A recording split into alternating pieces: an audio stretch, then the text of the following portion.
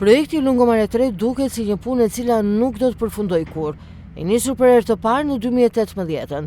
Punimet nga zona e tunelit në ujin e ftohtë deri në Orikum po vazhdojnë ende edhe këtë vit. Madje sipas informacioneve të konfirmuara, projekti fillestar megjithëse ka pësuar disa ndryshime e sigurisht devijim për realizimin e tij, ka ende shumë punë për të bërë. Në teren janë realizuar 60 deri në 70% e punimeve të projektit të shëtitores bregdetare drejt Orikumit.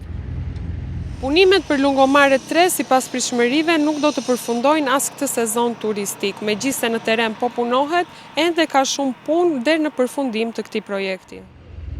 Edhe ky sezon veror duket qartë se do ta gjejë zonën turistike më të kërkuar të Vlorës, të kthyer në një kantier ndërtimi, ashtu si edhe 3 sezonet verore të mëparshme, ku zona e ujit të ftohtë Orikum ishte mes kaosit dhe punimeve që vazhdojnë pa kriter.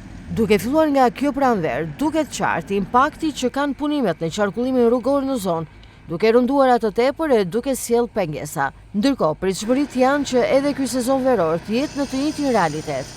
Në kantierin e ndërtimit në teren po punohet për ndërtimin e trotuareve dhe korsis së biçikletave. Gjithashtu ka mbetur pa u realizuar edhe e krijimi i vendeve se ku do të mbillen pemët. Ka ende shumë punë për të bërë, edhe për rehabilitimin e plazheve po ashtu. Në shumë zona madje nuk ka përfunduar as krijimi i parkingeve. Sipas pritshmërive, nëse vazhdon me këtë ritme, ky projekt pritet të përfundojë në fund të këtij viti. Por nëse punimet do të vijojnë ashtu si eksperiencat e viteve të kaluara, gjasat janë që të jetë gati për nisjen e sezonit veror.